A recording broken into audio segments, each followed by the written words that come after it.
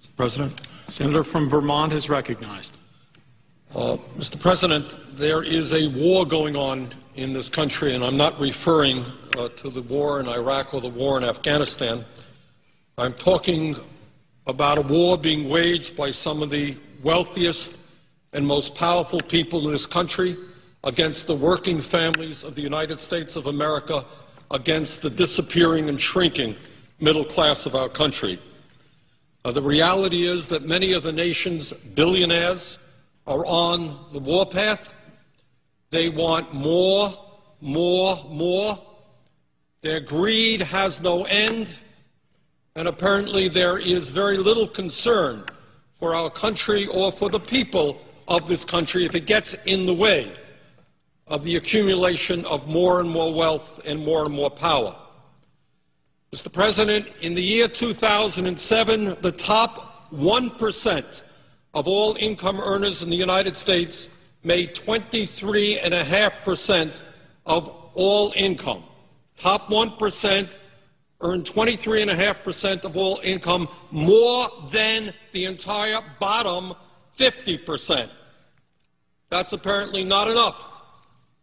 The percentage of income going to the top 1% nearly tripled since the 1970s. In the mid-1970s, the top 1% earned about 8% of all income. In the 1980s, that figure jumped to 14%.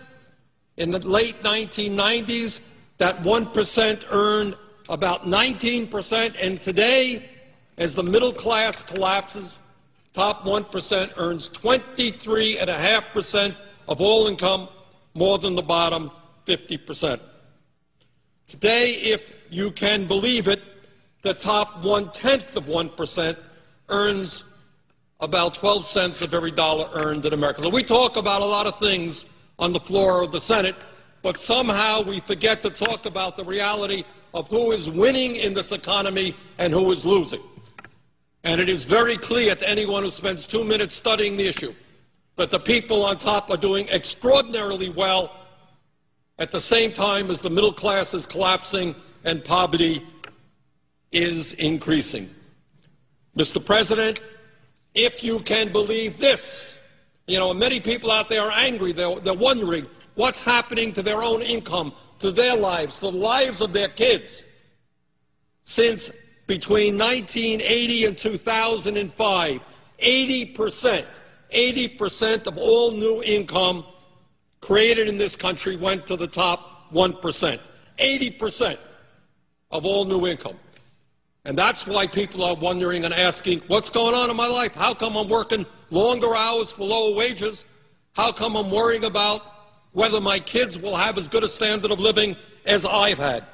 From 1980 to 2005, 80% of all income went to the top 1%. Today, the Wall Street executives, the crooks on Wall Street, whose actions resulted in the severe recession that we are in right now, the people whose actions, illegal actions, reckless actions, have resulted in millions of Americans losing their jobs, their homes, their savings. Guess what? After we bail them out, the CEOs today are now earning more money than they did before the bailout. Mr. President, while the middle class in this country collapses and the rich become much richer, the United States now has by far the most unequal distribution of income and wealth of any major country on earth. When we were in school, we used to read the textbooks which talked about the banana republics in Latin America.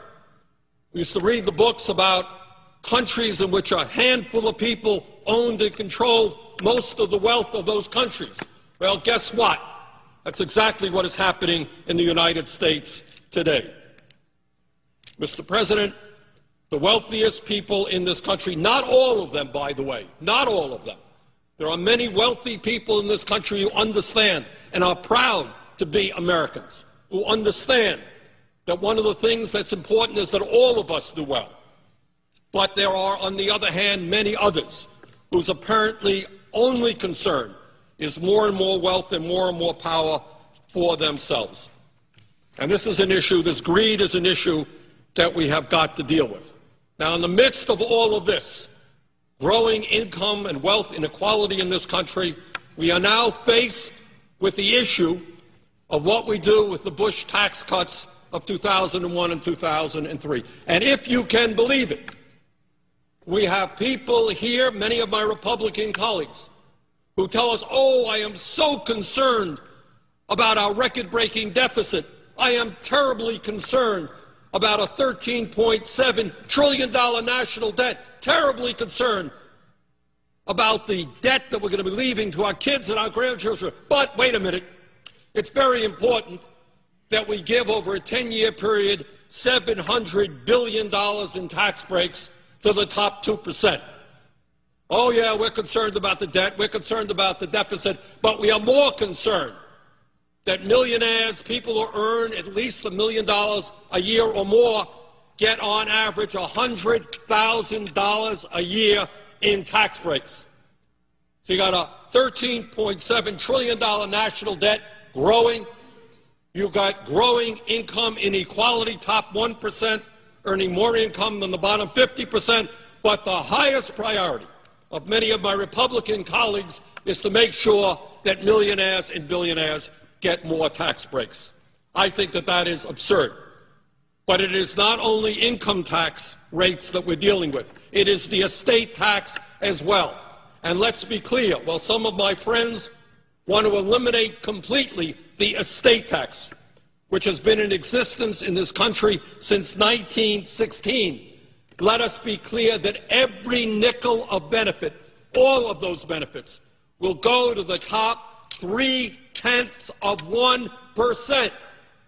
And if we did, as some of my friends would like, eliminate the estate tax completely, it would cost us $1 trillion in revenue over a 10-year period, all of the benefits going to the top 0.3%.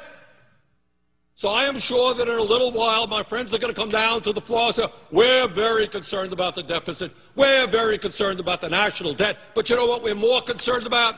Giving huge tax breaks to the wealthiest people in this country.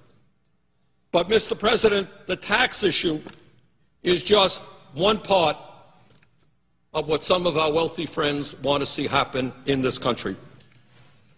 The reality is that many of these folks want to bring the United States back to where we were in the 1920s. And they want to do their best to eliminate all traces of social legislation which working families fought tooth and nail to develop to bring a modicum of stability and security to their lives. There are people out there, not all, but there are some who want to privatize or completely eliminate Social Security. They want to privatize or cut back substantially on Medicare. Yeah, if you're 75 years of age and you have no money, good luck to you getting your health insurance at an affordable cost from a private insurance company. I am just sure there are all kinds of private insurance companies out there just delighted to take care of low-income seniors who are struggling with cancer or another disease. Mr. President, furthermore, there are corporate leaders out there and many members of Congress who not only want to continue, they want to expand our disastrous trade policies. My wife and I went shopping the other day, started our Christmas shopping. And we looked, and virtually every product that was out there in the store, consumer products, was China, China, and China. We seem to be a country in which we have a 51st state named China, which is producing virtually all of the products that we as Americans consume.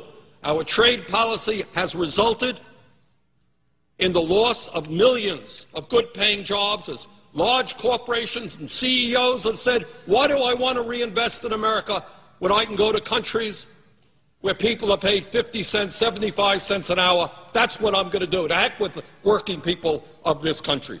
So not only are we saddled with this disastrous trade policy? There are people who actually want to expand it. Now, one of the things that we're going to see going on is that while we struggle with a record-breaking deficit and a large national debt caused by the wars in Iraq and Afghanistan, caused by tax breaks for the wealthy, caused by an unpaid-for Medicare Part D prescription drug program, caused by the Wall Street bailout, driving up the deficit, driving up the national debt. Then some people can say, oh, my goodness, we got all of those expenses, and then we got to give tax breaks to millionaires and billionaires, but we want to balance the budget. Gee, how are we going to do that? Well, obviously, we know how they're going to do that. We're going to cut back on health care. We're going to cut back on education. We're going to cut back on child care. We're going to cut back on Pell programs. We just don't have enough money for working families and their needs. We're going to cut back on food stamps. We're surely not going to expand unemployment compensation. We got a higher priority, Mr. President. We have got to give tax breaks to billionaires. I mean, that's what this whole place is about, isn't it? They fund the campaigns. They get what's due them. Mr. President, amazingly enough, we have our friends on Wall Street, the CEOs of the large financial institutions. They want to rescind or slow down many of the provisions, the very modest provisions in the financial reform bill. I voted for the financial reform bill, but I will tell you clearly it did not go anywhere near far enough, but it went too far for our Wall Street friends and their lobbyists who are all over here. And for the hundreds of millions of dollars Wall Street spends on this place, they want to rescind, slow down some of the reforms there. These people want to cut back on the powers of the EPA and the Department of Energy so that ExxonMobil can remain the most profitable corporation in world history, while oil and coal companies continue to pollute our air and our water. Last year, ExxonMobil made $19 billion in profit. Guess what? They paid zero in taxes. They got a $156 million refund from the IRS. I guess that's not good enough. We've got to give the oil companies even more tax breaks. So, Mr. President, I think that's where we are. We've got to own up to it. There is a war going on. The middle class is struggling for existence, and they're taking on some of the wealthiest and most powerful forces in the world whose greed has no end. And if we don't begin to stand together and start representing those families, there will not be a middle class in this country. Mr. President, with that, I would yield the floor. President. Senator from